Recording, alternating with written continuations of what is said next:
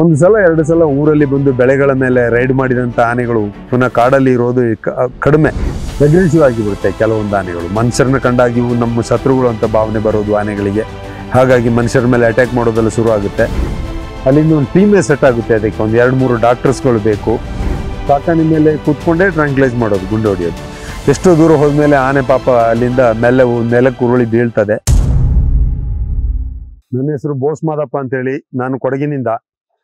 ನಾನು ಇವತ್ತು ಕೊಡಗಿನಲ್ಲಿ ಏನೆಲ್ಲ ಪ್ರಾಣಿ ಮತ್ತು ಮಾನವ ಸಂಘರ್ಷ, ಅದರಲ್ಲಿ ಆನೆಗಳಿರ್ಬೋದು, ಹುಲಿಗಳಿರ್ಬೋದು, ಏನೆಲ್ಲ ಸಮಸ್ಯೆ ಇದೆ ಅಂತೇಳಿ ವಿಸ್ತಾರವಾಗಿ ನಿಮ್ಮ ಜೊತೆ ಹಂಚಿಕೊಳ್ಳೋಕೆ ಇಷ್ಟಪಡ್ತಾ ಇದ್ದೀನಿ. ನಾನು ಮೊದಲು ಹಾವುಗಳ ರಕ್ಷಣೆಯಲ್ಲಿ ಮಾಡ್ತಾ ಇದ್ದೆ 10-15-20 ವರ್ಷದಿಂದ. ಇವಾಗಲೂ ಮಾಡ್ತಾ ಇದ್ದೀನಿ ಉರಗಗಳ ಸಂರಕ್ಷಣೆ. ಆ ಕಾರಣದಿಂದ ಕರ್ನಾಟಕ ಸರ್ಕಾರ ನನ್ನನ್ನು ಗುರುತಿಸಿ ನನ್ನ ಕೊಡಗು ಜಿಲ್ಲೆಗೆ ನನ್ನನ್ನು ವೈಲ್ಡ್ ಲೈಫ್ ವಾರ್ಡನ್ ಆಗಿ 2 ಸಲ ನೇಮಕ ಮಾಡಿತ್ತು. ಒಂದು 4 ವರ್ಷಗಳ ಕಾಲ ನಾನು ಕೊಡಗು ಜಿಲ್ಲೆಯ ಗೌರವ ವನ್ಯಜೀವಿ ಪರಿಪಾಲಕನಾಗಿ ಕೆಲಸ ಮಾಡಿದ್ದೆ. ಆ ವನ್ಯಜೀವಿ ಪರಿಪಾಲಕನಾಗಿ ಕೆಲಸ ಮಾಡುವಂಥ ಟೈಮಲ್ಲಿ ಕೊಡಗಿನ ಗಂಭೀರ ಸಮಸ್ಯೆಗಳಾದಂಥ ಮಾನವ ಮತ್ತು ಪ್ರಾಣಿ ಸಂಘರ್ಷ, ಇವುಗಳ ಬಗ್ಗೆ ವಿಶೇಷವಾಗಿ ಆಸಕ್ತಿ ವಹಿಸಿ ಅದಕ್ಕೆ ಏನು ಮಾರ್ಗೋಪಾಯ, ಏನು ಅದರಲ್ಲಿ ಹೇಗೆ ನಾವು ಅದರಿಂದ ಪಾರಾಗ್ಬೋದು ಅನ್ನೋದ್ರ ಬಗ್ಗೆ ವಿಶ್ಲೇಷವಾಗಿ ಸ್ಟಡಿ ಮಾಡಿದ್ದೀನಿ. ಅದರಲ್ಲಿ ಒಂದು ಆನೆಗಳು ಮುಖ್ಯವಾಗಿ. ಕೊಡಗು ಒಂದು ಚಿಕ್ಕ ಪುಟ್ಟ ಜಿಲ್ಲೆ, 4200 ಸ್ಕ್ವೇರ್ ಕಿಲೋಮೀಟರ್ದು ಚಿಕ್ಕ ಜಿಲ್ಲೆ. ಒಂದು ಕಡೆ ಬ್ರಹ್ಮಗಿರಿ ಅಭಯಾರಣ್ಯ ಇದೆ, ಇನ್ನೊಂದು ಕಡೆ ತಲಕಾವೇರಿ ಅಭಯಾರಣ್ಯ ಇದೆ, ಇನ್ನೊಂದು ಕಡೆ ಪುಷ್ಪಗಿರಿ ಇದೆ. ಹಾಗೆ ಈ ಕಡೆ ನೀವು ಸೌತಿಗೆ ಬಂದರೆ ನಾಗರೋಳೆ ಟೈಗರ್ ರಿಸರ್ವ್, ಅದು ನೀವೆಲ್ಲ ಕೇಳಿರ್ಬೋದು. ನಮ್ಮ ಭಾರತ ದೇಶದಲ್ಲಿ ಎಲ್ಲಕ್ಕಿಂತ ಒಳ್ಳೆ ಟೈಗರ್ ರಿಸರ್ವ್ ಅಂತ ಹೆಸರಿದೆ ಅದಕ್ಕೆ. ಬ್ರಹ್ಮಗಿರಿ ವೈಲ್ಡ್ ಲೈಫ್ ಸೆಂಚುರಿ ಸುಮಾರು 123 ಸ್ಕ್ವೇರ್ ಕಿಲೋಮೀಟರ್ ಇದೆ. ಹಾಗೆ Nagarole tiger reserve 843 square kilometre. ಅದರಲ್ಲಿ 40% ಮಾತ್ರ ಕೊಡಗು ಜಿಲ್ಲೆಯಲ್ಲಿ ಬರುತ್ತೆ, ಬಾಕಿ ಮೈಸೂರು ಜಿಲ್ಲೆಗೆ ಸೇರುತ್ತೆ. ಈ ಕಡೆ ಹೋದರೆ ನಿಮಗೆ ತಲಕಾವೇರಿ, ಇನ್ನೊಂದು ಕಡೆ ಪುಷ್ಪಗಿರಿ ವೈಲ್ಡ್ ಲೈಫ್ ಸೆಂಚುರಿ ಇದೆ. ಅದೆಲ್ಲ 122, 121 ಸ್ಕ್ವೇರ್ ಕಿಲೋಮೀಟರ್ ಇದೆ. ಈ ಎಲ್ಲ ಭೌಗೋಳಿಕವಾಗಿ ಎಲ್ಲ ಕಡೆಯಿಂದ ಅರಣ್ಯಗಳಿಂದ ಆವೃತವಾಗಿರೋದ್ರಿಂದ ಮಾನವ ಮತ್ತು ಪ್ರಾಣಿ ಸಂಘರ್ಷ ಸಹಜವಾಗಿ ಇದ್ದೇ ಇರುವಂಥದ್ದು. ನಾವು ಯಾವಾಗ ಒಳ್ಳೆ ಗಾಳಿ, ಒಳ್ಳೆ ನೀರು, ಒಳ್ಳೆ ವಾತಾವರಣ ಬಯಸ್ತೀವಿ ಅಂತ ಹೇಳಿದ ಮೇಲೆ ಈ ಪ್ರಾಣಿಗಳ ಜೊತೆ ಸ್ವಲ್ಪ ಸಹಬಾಳ್ವೆ ನಡೆಸೋದು ಸಮೇತ ಸಹಜವಾಗಿ ನಮಗೆ ಅದು ಅನಿವಾರ್ಯವಾಗಿ ಒಗ್ಕೊಳ್ಬೇಕಾಗುತ್ತೆ ಅದಕ್ಕೆ. ಆ ಕಾರಣದಿಂದ ನಾನೇನು ಇದನ್ನು ಖುಷಿಯಾಗಿ ಒಪ್ಕೊಳ್ತಾ ಇದ್ದೀನಿ. ಆದರೆ ಜಿಲ್ಲೆದ ರೈತರು ನಿಜವಾಗಿ ಅದರಿಂದ ಯಾತನೆಯನ್ನು ಅನುಭವಿಸ್ತಾ ಇದ್ದೀವಿ ಅಂತೇಳಿ ಡೈಲಿ ಪೇಪರ್ಗಳು, ಮಾಧ್ಯಮದಲ್ಲಿ ನೀವು ನೋಡ್ತಾ ಇರ್ಬೋದು. ಆ ವಿಷಯ ಬಂದಾಗ ಆನೆಗಳು ಒಂದು ಸಲ ಎರಡು ಸಲ ಊರಲ್ಲಿ ಬಂದು ಬೆಳೆಗಳ ಮೇಲೆ ರೈಡ್ ಮಾಡಿದಂಥ ಆನೆಗಳು ಪುನಃ ಕಾಡಲ್ಲಿ ಇರೋದು ಕಡಿಮೆ. ಕಾಡಲ್ಲಿ ಇದ್ರೂ ಸಾಯಂಕಾಲ ಆಗುವಾಗ ಪುನಃ ಊರಿಗೆ ಬರೋದು. ಇಲ್ಲಿ ಯಥೇಚ್ಛವಾಗಿ ಬೆಳೆದಿರುವಂಥ ಬಾಳೆ ಇರ್ಬೋದು, ತೆಂಗಿರ್ಬೋದು, ಅಡಕೆ ಇರ್ಬೋದು, ಭತ್ತದ ಗದ್ದೆ ಇರ್ಬೋದು, ಇವುಗಳನ್ನು ತಿನ್ನುವಂಥ ಹವ್ಯಾಸ ಮಾಡಿಕೊಂಡಿರ್ತದೆ. ಅದೇ ಬಯಲು ಸೀಮೆಯಲ್ಲಾದರೆ ಕಬ್ಬು ಇರ್ಬೋದು, ರಾಗಿ ಇರ್ಬೋದು, ಜೋಳ ಇರ್ಬೋದು, ಇವುಗಳನ್ನು ತಿಂದು ಅಭ್ಯಾಸ ಮಾಡಿಕೊಂಡಿರ್ತದೆ. ನಮ್ಮ ಕೊಡಗಲ್ಲಿ ಮುಖ್ಯವಾಗಿ ಕಾಫಿ, ತೆಂಗು, ಬಾಳೆ, ಅಡಕೆ ಇಂಥದಕ್ಕೆ ಅಭ್ಯಾಸವಾಗಿ ಆನೆಗಳು ಊರಿಗೆ ಬರುವಂಥ ಅಭ್ಯಾಸವನ್ನು ಇಟ್ಟುಕೊಂಡಿರ್ತದೆ. ಅಂಥ ಆನೆಗಳು ನಿರಂತರವಾಗಿ ಬರ್ತಾ ಇರ್ತದೆ. ಅದೊಂದು ಕೆಲವೊಂದು ಪರ್ಸೆಂಟೇಜ್ ಮಾತ್ರ. ಒಂದು 100 ಆನೆ ಇದ್ದರೆ ಅದರಲ್ಲಿ ಒಂದು 5 ಆನೆನೋ 6 ಆನೆನೋ ಬರ್ಬೋದು. ಬಾಕಿ ಆನೆಗಳು ಬರೋದಿಲ್ಲ. ಬಾಕಿ ಬೆಟ್ಟದ ಮೇಲೆ ಕಾಡಲ್ಲೇ ವಾಸಿಸ್ತಾ ಇರ್ತದೆ. ಈ ಆನೆಗಳು ಬಂದಾಗ ಏನಾಗುತ್ತೆ, 1 ಸಲ 2 ಸಲ ಕ್ರಾಪ್ ರೈಡ್ ಆದಾಗ ಜನರಿಗೂ ತೊಂದರೆ ಆಗಿ ಅನ್ನೋಲ್ಲಾಗಿ ಒಂದೊಂದು ಸಲ ಗುಂಡು ಹೊಡೆಯೋದು, ಗಲಾಟೆ ಮಾಡೋದು, ಪಟಾಕಿ ಸಿಡಿಸೋದು, ಇಂಥದ್ದೆಲ್ಲಾಗಿ ಆನೆಗಳು ಒಂಥರ ಅಗ್ರೆಸಿವ್ ಆಗಿಬಿಡುತ್ತೆ. ಕೆಲವೊಂದು ಆನೆಗಳು ಮನುಷ್ಯರನ್ನ ಕಂಡಾಗಿ ಇವು ನಮ್ಮ ಶತ್ರುಗಳು ಅಂತ ಭಾವನೆ ಬರೋದು ಆನೆಗಳಿಗೆ. ಹಾಗಾಗಿ ಮನುಷ್ಯರ ಮೇಲೆ ಅಟ್ಯಾಕ್ ಮಾಡೋದೆಲ್ಲ ಶುರು ಆಗುತ್ತೆ. ಅಂತೆ ಆನೆಗಳಿಗೆ ಲೇಟರ್ ಸ್ಟೇಜಲ್ಲಿ ರೋಗ್ ಎಲಿಫೆಂಟ್ ಅಂತೇಳಿ ಟ್ಯಾಗ್ ಕಟ್ಬಿಡ್ತಾರೆ ನಮ್ಮ ಮಾನವ ಸಮಾಜ. ಅಂಥ ಆನೆಗಳು ಉಪದ್ರವ ಜಾಸ್ತಿ ಆದಾಗ ಇಲಾಖೆ ಮೇಲೆ ನಿರಂತರವಾಗಿ ಒತ್ತಡ ಹೇರ್ತಾ ಬಂದು ಅರಣ್ಯ ಇಲಾಖೆ ಅದನ್ನು ಹಿಡಿದು ಬೇರೆ ಯಾವುದೋ ಜಾಗಕ್ಕೆ ಸ್ಥಳಾಂತರ ಮಾಡೋಣ ಅನ್ನೋಂಥ ಮಟ್ಟಿಗೆ ಬಂದ್ಬಿಡಿಯುತ್ತೆ.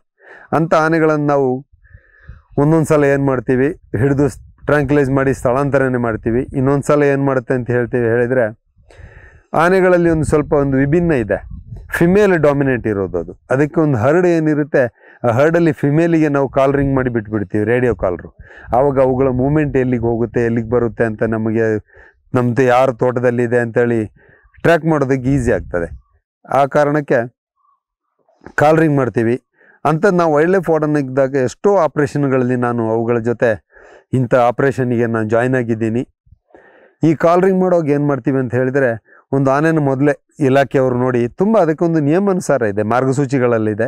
ಇಲಾಖೆ ಅದನ್ನು ನಿಯಂತಾಗಿ ಮಾಡ್ತದೆ. ಆ್ಯಕ್ಚುಲಿ ಅರಣ್ಯ ಇಲಾಖೆ ಒಂದು ವಾರಕ್ಕೆ ಮುಂಚೆನೇ ಒಂದು ರೋಗ್ ವ್ಯಾಲಿ ಎಲಿಫೆಂಟ್ ಇರ್ಬೋದು, ಇಲ್ಲಾಂದರೆ ಫಿಮೇಲ್ ಡಾಮಿನೇಷನ್ ಆದ ಒಂದು ಹರ್ಡಲ್ಲಿ ಒಂದು ಫಿಮೇಲ್ ಇರ್ಬೋದು.